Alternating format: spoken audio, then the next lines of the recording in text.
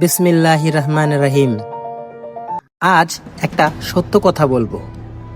দুর্নীতি শুধু খবরের কাগজে না, এটা আমাদের চারপাশে, আমাদের ভেতরেও ঢুকে গেছে। স্কুলে একটু বাড়তি সুবিধার জন্য ম্যানেজ করা, কলেজে নাম ডাক বা টাকার জোরে সুযোগ পাওয়া, অফিসে ফাইল এগোতে গতির দরকার, তার নাম ঘুষ। আর আদালতে সত্যের চেয়েও প্রভাব বেশি কথা বলে, এমন অভিযোগ আমরা হর হামেশাই শুনি। তো ভাই ও বোনেরা, দুর্নীতি মানে শুধু বড় অঙ্কের টাকা না। দুর্নীতি মানে অন্যের হক মেরে নিজের লাভ করা। দুর্নীতি মানে সত্যকে পাশ কাটিয়ে শর্টকাট নেওয়া।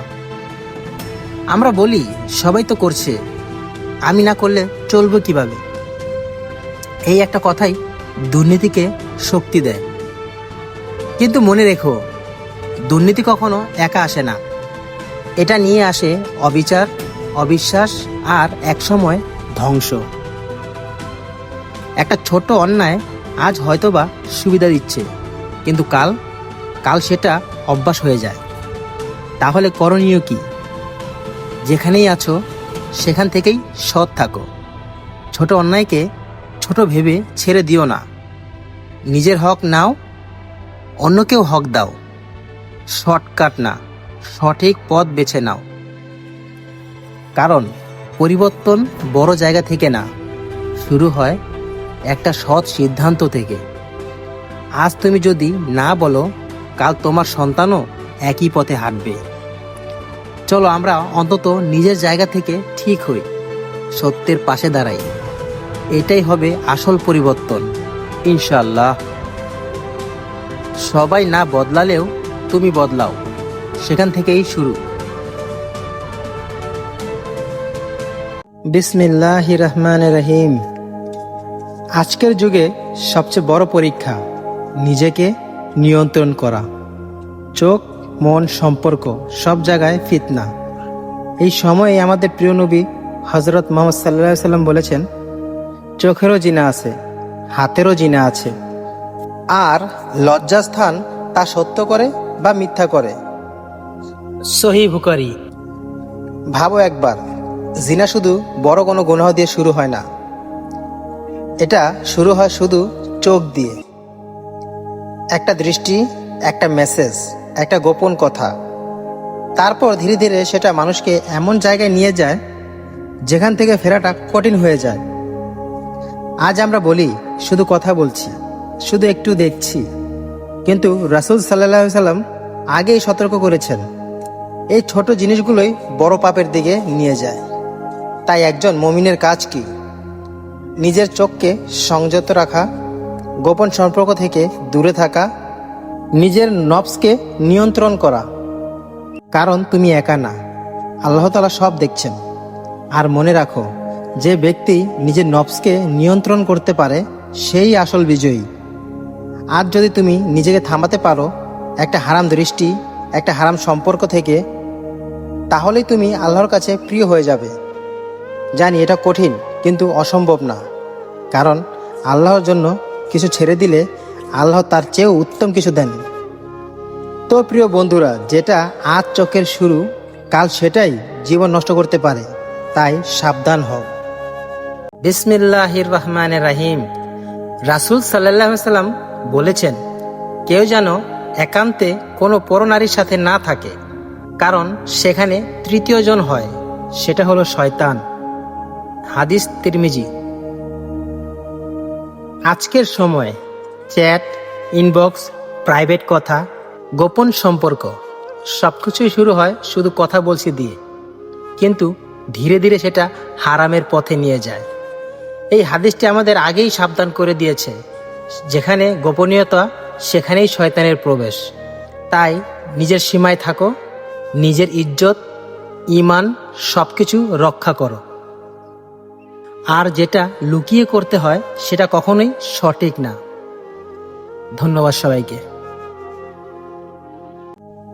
আসসালামু আলাইকুম ওয়া রাহমাতুল্লাহ। আজকে আমার দোকানে একটা ঘটনা ঘটে গেল। এই কিছুক্ষণ আগে দুটা স্কুল শিক্ষার্থী আমার দোকানে আসলো, সামনেই ফ্রিজ, আপনি হয়তো বা ভিডিও ফুটেজে দেখতে পারবেন সেটা। তারা দুজন আসলো, ফ্রিজটা খুললো, তারা দুজনেই প্ল্যান করে হয়তো বা 2টা আইসক্রিম নিল। নেওয়ার পর তো আমি তখন আমার যে ভিডিওগুলো বানাতাম, কন্টেন্টগুলো বানাতাম, যেগুলো এক্সট্রা হয়ে গেছে সেগুলো আমি রিমুভ করতেছিলাম। তো তারা সেই সুযোগেই দুজন 2টা কোন আইসক্রিম নিয়ে চলে যাচ্ছিল। কিন্তু আমি ব্যাপারটা বুঝতে পেরেছি, তখন তাকে আমি চিল্লাই চিল্লাই বলতেছি, এই তোমরা দাঁড়াও দাঁড়াও। কিন্তু তখন তারা ওই আইসক্রিম দুটো রাস্তায় ফেলেই দৌড়ে পালিয়ে যায়। তার মানে কি? তার মানে হলো এটা আমাদের গার্জিয়ানদের শিক্ষা, এটা আমাদের স্কুলের টিচারদের শিক্ষা। তারা সঠিক শিক্ষা তাদেরকে দিতে পারেনি, কিংবা তাদের ফ্যামিলি থেকে তারা সঠিক শিক্ষা রাখতে পারেনি, যে কারণে আজকের এই অবস্থা। কিন্তু দেখুন, তাদের চেহারা দেখলে কত সুন্দর, মায়াবী, কত ইনোসেন্ট, কিন্তু তারা এই কাজগুলো করতেছে। আমি এটা ধরতে পারি নাই, কারণ আমি আরো একদিন খেয়াল করছিলাম তারা আসছিল, কিন্তু তারা এসেই এরকম ঠিক সেম কাজটা করে চলে গেছে। তার জন্য তারা সাহস পাইছে, ওই বিদায় তারপর আবার আসছে। তো যাই হোক, আমি আপনাদের কাছে বিনোদ আবেদন করব, অন্তত আপনাদের বাচ্চাদের অন্তত অন্তত ক্লাস 5 পর্যন্ত মাদ্রাসায় শিক্ষিত করুন, যাতে তারা দিনই শিক্ষাটা পায়। ওই আল্লাহর ভয় যাতে তাদের অন্তরের ভেতর থাকে, যে আমি কি করছি, কোনো গুনাহ কাজ, খারাপ কাজ করতে গেলে যেন তারা একবার না 10 বার ভাবে, না আমার রব তো দেখছে। আর আপনাদেরকে অবশ্যই অবশ্যই বিনোদের রিকোয়েস্ট করব, আবেদন করব, যাতে আপনারা আপনাদের সন্তানদের একটু সঠিক শিক্ষা দেন, তাদেরকে আল্লাহর ভয় তাদের অন্তরে ঢোকান, তাদের বোঝান। আপনারা যদি ঠিক থাকেন, হয়তো বা আপনাদের এই শিক্ষাগুলোই তাদেরকে আগামী দিনের পথ দেখাবে। আর অবশ্যই আমার জন্য দোয়া করবেন। আর সবাইকেই রিকোয়েস্ট করব, যাতে আপনাদের সন্তানদের অন্তত ক্লাস 5 পর্যন্ত মাদ্রাসায় শিক্ষিত করুন, তাদের ভেতরে যেন আল্লাহর দিন শিক্ষাটা, নামাজ কালাম কিভাবে সবকিছু যেন তারা পরিপূর্ণ শিখতে পারে। তারা বড় হয়ে যেন তাদের ভেতরে একটা আফসোস না থাকে যে আল্লাহ বা আমাদের বাবা মা আমাদের কি শিক্ষা দিল। অন্তত যদি আমরা ক্লাস 5 পর্যন্ত মাদ্রাসায় পড়তে পারতাম, তাহলে দিনের শিক্ষা সবকিছু আমরা শিখতে পারতাম। যাক, আমার কথায় আপনারা মনে কষ্ট নেবেন না, আপনাদের ভিডিওটা দেখালাম, আপনারা যাতে সচেতন হন, তার জন্যই। ভালো থাকবেন, সুস্থ থাকবেন। আসসালামু আলাইকুম রহমতুল্লাহ। এই ভিডিওটা বেশি বেশি শেয়ার করে মানুষের কাছে পৌঁছিয়ে দিন। জানো কি, ইসলামের ইতিহাসে এমন একজন ছিলেন যিনি শত্রুকে পরাজিত করেও ক্ষমা করে দিয়েছিলেন।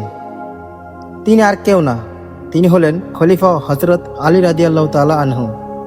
একদিন যুদ্ধের ময়দানে এক শত্রুকে সম্পূর্ণ পরাজিত করলেন, তলোয়ার তুললেন শেষ আঘাত দেওয়ার জন্য। ঠিক তখনই শত্রুটি তার মুখে থুতু নিক্ষেপ করলেন। একবার ভাবো, এই অবস্থায় তুমি হলে কি করতে? রাগে ফেটে পড়তে, নাকি প্রতিশোধ দিতে আকুল হয়ে যেতে? কিন্তু হযরত আলী রাদিয়াল্লাহু তাআলা কি করলেন জানো? তিনি তলোয়ার নামিয়ে নিলেন আর তাকে ছেড়ে দিলেন। শত্রু অবাক হয়ে জিজ্ঞেস করলো, আপনি আমাকে কেন হত্যা করলেন না? হযরত আলী রাদিয়াল্লাহু তাআলা বললেন, আমি আল্লাহর জন্য লড়ছিলাম, কিন্তু তুমি যখন আমার মুখে থুতু দিলে, আমার ভেতরে রাগ চলে এলো। আমি চাইনি আমার ব্যক্তিগত রাগের জন্য তোমাকে হত্যা করতে। সুবহানাল্লাহ। এই হলো সত্যিকারের শক্তি, নিজের রাগকে কন্ট্রোল করা, আল্লাহর জন্য নিজেকে থামিয়ে রাখা।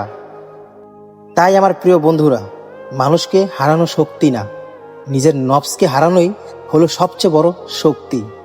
সুবহানাল্লাহ। তুমি জানো তুমি ভুল করছো, তবুও তুমি থামছো না কেন? বিসমিল্লাহির রহমানির রহিম। প্রতিদিন আমরা বলি কাল থেকে বদলাবো, কিন্তু সেই কাল আর আসে না। কারণ সমস্যা ইচ্ছায় না, সমস্যা হলো আমরা শুরু করি না। শয়তান চায় তুমি দেরি করো, আর সময় চায় তুমি শেষ হয়ে যাও। তাই ভাবনায় না, আজ থেকেই শুরু করো একটা ছোট পরিবর্তন, যেটা তোমাকে আল্লাহর কাছে নিয়ে যাবে। সুবহানাল্লাহ। কাল বলে কিছুই নেই, তোমার হাতে আজ শুধু আছে, সময়টা কাজে লাগাও।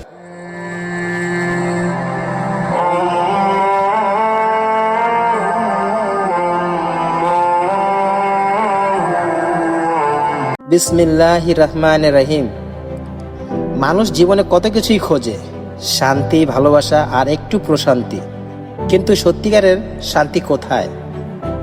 রাসূল সাল্লাল্লাহু আলাইহি সাল্লাম বলেছেন, তুমি যেখানেই থাকো আল্লাহকে ভয় করো, আর কোনো ভুল হয়ে গেলে সাথে সাথে ভালো কাজ করো যাতে তা মুছে যায়, আর মানুষের সাথে ভালো ব্যবহার করো। হাদিস তিরমিজি। এই কথাগুলো শুধু শোনার জন্য না, এগুলো জীবন বদলানোর জন্য। যে মানুষ আল্লাহকে ভয় করে চলে তার অন্তর কখনো অশান্ত হয় না।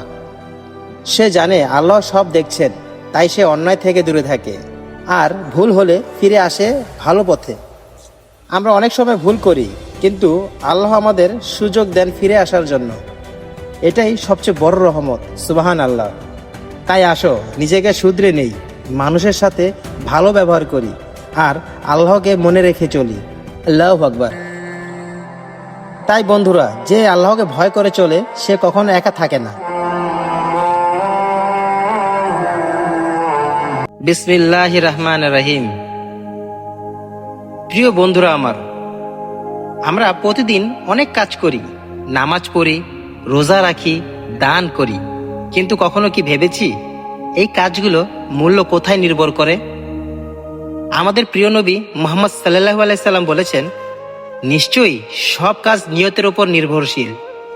মানে কি? মানে তুমি যে কাজটাই করো না কেন তার আসল মূল্য তোমার নিয়তের উপর।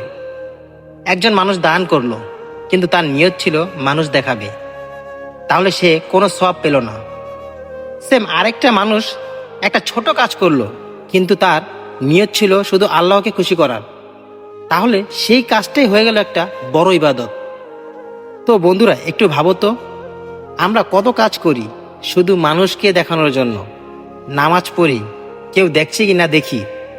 ভালো কাজ করি, প্রশংসা পাবো কি পাবো না এটাও ভাবি। কিন্তু যদি নিয়তটাই ঠিক না থাকে তাহলে সেই কাজের কি মূল্য থাকবে বলো? তাই আজ থেকেই একটা সিদ্ধান্ত নেই, কাজ বড় না, আমাদের নিয়তটাই বড় হতে হবে। মানুষ দেখুক বা না দেখুক, আমার রব দেখছেন, জাস্ট এই চিন্তাটাই আমাদের ভেতরে থাকতে হবে।